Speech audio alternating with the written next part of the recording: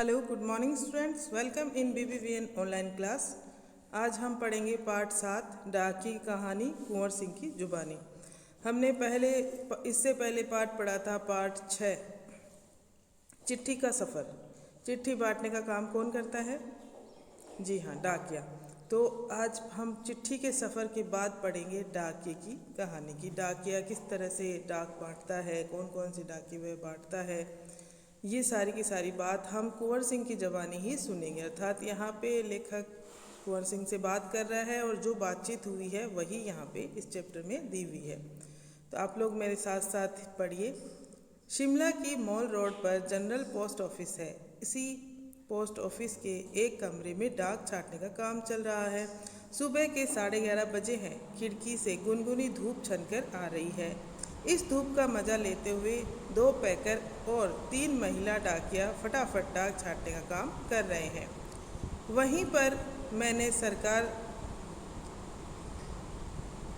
से पुरस्कार पाने वाले डाकिया कुंवर सिंह जी से बात की। यही बातचीत आगे दी गई है। अब कुंवर सिंह जो है उन्होंने डाक विभाग में कुछ अच्छे कार्य किए हैं, जिसकी वजह से उनको सरकार से क्या मिला है? पुरस्कार, अर्थात वे पुरस्कृत किए गए हैं। उन्हीं से बात की हुई यहाँ पे लिखी हुई है। लेखक पूछ रहे हैं आपका शुभ नाम? मेरा नाम कुंवर सिंह है। मैं हिमाचल प्रदेश के शिमला ज़िले में के नेरवा गांव का निवासी हूँ। निवासी किसे कहते हैं? उस जगह पे वास करने वाले को निवासी कहते हैं। वहीं रहता है उसी गांव में। मेरी उम्र 45 साल है। आपके परिवार में कौन कौन है? उनके बारे में कुछ बताइए। मेरे 4 बच्चे हैं, 3 लड़कियां और 1 लड़का। 2 लड़कियों की शादी हो चुकी है। मेरा एक और बेटा भी था। वह मेरे गांव में एक पहाड़ी से लकड़ियां लाते हुए गिर गया, जिससे उसकी मौत हो गई। आपके बेटे के साथ जो हुआ उसका हमें बहुत दुख है। आपके इलाके में इस तरह की घटनाएं क्या अक्सर होती है? जी, ऐसी घटनाओं का होना असाधारण नहीं है। यहाँ हर साल तिरछी ढलानों या टाँकों में घास काटते हुए कई औरतें गिरकर मर जाती है। फिर भी यहाँ ऐसे ही रास्ते से चलना पड़ता है, क्योंकि दूसरे कोई रास्ते होते ही नहीं। हमारे गांव में अभी तक बस नहीं पहुंच पाती है। हिमाचल में हज़ारों ऐसे गांव हैं जहां पैदल चलकर ही पहुंच सकते हैं। हिमाचल प्रदेश की बात यहाँ हो रही है। वहाँ पे अभी भी बड़ी बड़ी जो पहाड़ियाँ हैं उन्हीं पर से पगडंडियाँ बना के एक जगह से दूसरी जगह जाना होता है। अर्थात दुर्गम रास्तों से ही जाना होता है लोगों को, और पहाड़ियों से गिरकर हर साल लोगों की मौतें होती है।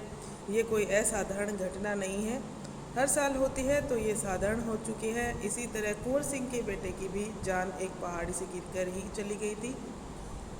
फिर आपके बच्चे पढ़ने कैसे जाते होंगे? मेरे बच्चे गांव के स्कूल में पढ़ने जाते हैं। स्कूल लगभग 5 किलोमीटर दूर है। मेरी एक लड़की 10वीं तक पढ़ी है, दूसरी 12वीं तक, तीसरी लड़की 12वीं कक्षा में पढ़ रही है। बेटा 10वीं में पढ़ता है। ठीक है, उसके 4 बच्चे हैं, चारों का उन्होंने बता दिया है। 10वीं 12वीं से ज़्यादा वो लोग नहीं पढ़े हैं। आप जहाँ काम करते हैं वहाँ आपके अलावा और कौन कौन है? क्या आपको डाकिया ही कहकर बुलाते हैं? देखिए, कुंवर सिंह की फ़ोटो दिखाई गई है, उनका ऑफिस है, यहीं पे बातचीत की जा रही है। पहले मैं भारतीय डाक सेवा में ग्रामीण डाक सेवक था। अब मैं पैकर बन गया हूँ, पर हूँ वही नीली वर्दी वाला डाक सेवक। थोड़ा सा मेरा पद बढ़ा है, कुंवर सिंह बता रहे हैं, लेकिन वर्दी मेरी वही है और मैं वही डाक सेवक हूँ। डाक ही में बांटता हूँ। डाक सेवक को करना क्या क्या होता है? मुझे बहुत कुछ करना होता है। चिट्ठियाँ, रजिस्ट्री, पत्र, पार्सल, बिल, बूढ़े लोगों की पेंशन आदि छोड़ने गांव-गांव जाता हूँ। देखिए क्या क्या एक डाकिया करता है। चिट्ठियाँ बांटता है, रजिस्ट्री पत्र लेके जाता है, पार्सल लेके जाता है, और पानी के बिजली के बिल लेके जाते हैं, है ना, और बूढ़े लोगों की पेंशन वगैरह देने के लिए गांव-गांव ये लोग जाते हैं। क्या यह सब अभी भी करना पड़ता है? क्योंकि अब तो सूचना और संदेश देने के बहुत से नए तरीके आ गए हैं।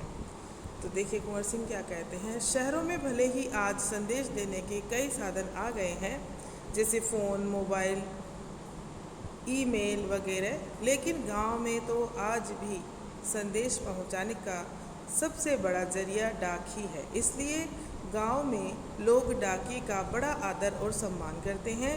अपनी चिट्ठी आदि पाने के लिए डाकिए का इंतज़ार करते हैं। गांव में आज भी वही साधन है, क्या, चिट्ठी का, कि डाकिया चिट्ठी लेके आएगा, डाकिया हमारी रजिस्ट्री लेके आएगा, डाकिया ही क्या लेके आएगा, डाकिया ही पेंशन लेके आता है, सब कुछ डाकिया ही लेके आता है। तो गांव में अभी भी बहुत आदर और सत्कार डाकिए का किया जाता है और डाकिए का इंतज़ार बड़ी बेसब्री से किया जाता है।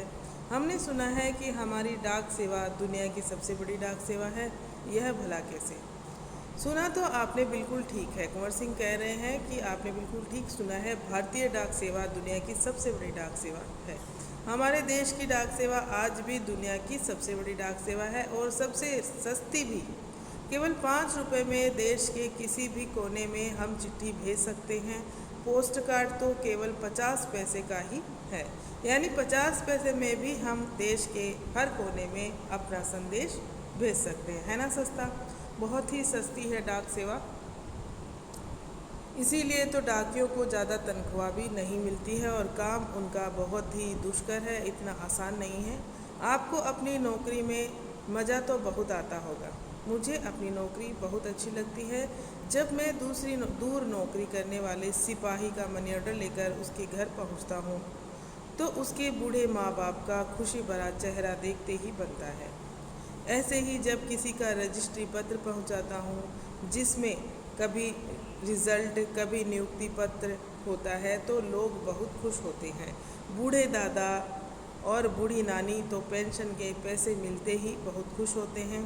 6 महीनों तक वे मेरा इसके लिए इंतज़ार करते हैं। हिमाचल में बूढ़े लोगों को पेंशन हर 6 महीनों के बाद इकट्ठी ही दी जाती है, क्योंकि वहाँ के रास्ते दुर्गम हैं, इतने आसानी से नहीं जा सकते हैं, इसलिए 6 महीने बाद एक साथ ही पेंशन दी जाती है। जबकि यहाँ पे और जगह भारत में पेंशन जो है वो महीने की महीने मिलती है, लेकिन दुर्गम इलाके होने की वजह से हिमाचल में पेंशन 6 महीने से एक साथ मिलती है। आप क्या शुरू से इसी डाकघर में काम करते हैं? शुरू में तो मैंने लाहौल स्पीति ज़िले के किब्बार गांव में 3 साल तक नौकरी की है। यह हिमाचल का सबसे ऊंचा गांव है। इसके बाद 5 साल तक इसी ज़िले के काजा में और 5 साल तक किन्नौर ज़िले में नौकरी की है। उस वक्त इन गांवों में टेलीफोन नहीं थे, बसें भी सिर्फ मुख्यालयों तक ही जाती थी। अभी भी कई ऐसे गांव हैं जहां न तो बस जाती है और न ही वहां टेलीफोन है। ऐसी जगह में ग्रामीण डाक सेवक का बहुत मान सम्मान किया जाता है। आज भी हिमाचल में बहुत से ऐसे गांव हैं जहां ना तो टेलीफोन है, ना वहां तक बसें जाती है। बसें कहाँ तक जाती है? जो मुख्यालय होता है, मेन गांव तक ही बसें जाती हैं, और जो छोटी छोटी अंदर ढानियाँ और छोटे छोटे गांव और अंदर होते हैं, वहाँ तक बसें नहीं जाती हैं। तो वहाँ लोगों को दुर्गम रास्तों से पैदल ही फिर जाना होता है। आप पहाड़ी इलाके में रहते हैं, जाहिर है डाक पहुँचाना आसान काम तो नहीं होगा। हाँ, मुश्किलें तो आती ही है। जब मैं किन्नौर ज़िले के मुख्यालय रिका उनके पीओ में नौकरी करता था, तो सुबह 6 बजे मेरी ड्यूटी शुरू हो जाती थी। मैं 6 बजे सुबह शिमला जाने वाली बस में डाक का बोरा रखता था और रात को 8 बजे शिमला से आने वाली बस से डाक का बोरा उतारता था। तो देखिए कितनी लंबी उनकी ड्यूटी हुई है। सुबह 6 बजे बैठते थे और रात को 8 बजे तक वहीं उसी बस में ही सफ़र करना पड़ता था। पैकर को ये सब काम करने पड़ते हैं। किन्नौर और लाहौल स्पीति हिमाचल प्रदेश के बहुत ठंडे तथा ऊंचे ज़िले हैं। इन ज़िलों में अप्रैल महीने में भी बर्फ़बारी हो जाती है, यानी बर्फ़ गिरती रहती है अप्रैल में भी। बर्फ़ से में चलते हुए पैरों को ठंड से बचाना पड़ता है, वरना स्नो वाइट हो जाते हैं। इससे पैर नीले पड़ जाते हैं और उनमें गैंग्रीन हो जाती है, जिससे उंगलियां ठंड झड़ सकती है। गैंग्रीन एक बीमारी होती है जो बहुत ज़्यादा ठंड में रहने की वजह से हो जाती है। इन ज़िलों में मुझे एक घर से दूसरे घर तक डाक पहुंचाने के लिए लगभग 26 किलोमीटर रोजाना चलना पड़ता था। देखिए, एक घर से दूसरे घर तक डाक पहुंचाने के लिए लगभग 26 किलोमीटर रोज़ उसको चलना पड़ता था। हिमाचल में एक गांव से दूसरे गांव की दूरी लगभग 4 या 5 किलोमीटर तक होती है। हिमाचल के गांव छोटे छोटे होते हैं। एक गांव में बस 8 से 10 या कभी कभी 6-7 घर ही होते हैं। बहुत ही छोटे छोटे गांव होते हैं, इसलिए चलना काफ़ी पड़ता है। चलना तो खैर हमारी आदत में ही शामिल हो चुका है। ग्रामीण डाकिये की ज़िंदगी में तो चलना ही चलना है। ग्रामीण डाकिया जो होता है, जो ग्रामीण क्षेत्र में डाक बांटने का काम करता है, उसकी ज़िंदगी में सिर्फ चलना ही चलना होता है। आपने बताया था कि पहले आप डाक सेवक थे, अब पैकर हैं। इसके आगे भी कोई प्रमोशन है क्या? अब आगे लेखक उनसे पूछ रहा है कि आप पहले डाक सेवक थे, अब पैकर हैं, क्या इसके अलावा भी कोई प्रमोशन है? पैकर के बाद डाकिये बन सकते हैं, बस एक इम्तिहान पास करना पड़ता है। अभी तो काम के हिसाब से हमारा वेतन काफ़ी कम रहता है। सारा दिन कुर्सी पर बैठकर काम करने वाले बाबू का वेतन कहीं ज़्यादा होता है। पैकर का वेतन बाबू के जितना ही हो जाता है। अब तो डाकिये की नौकरी में लगना भी बहुत मुश्किल है। अब तो डाकिये की नौकरी भी नहीं मिलती है लोगों को। सरकारी नौकरियां इतनी मुश्किल हो गई है क्योंकि उनमें कंपटीशन बहुत ज़्यादा हो गया है। तो अब तो डाकिये की नौकरी मिलना भी बहुत मुश्किल है, कुंवर सिंह कह रहे हैं। मुश्किल हो चुका है। हम में से जितने डाकिये रिटायर हो चुके हैं, उनकी जगह है नए डाकियों को नहीं रखा जा रहा है। इससे पुराने डाकियों पर काम का बोझ दिन प्रतिदिन बढ़ता ही जा रहा है।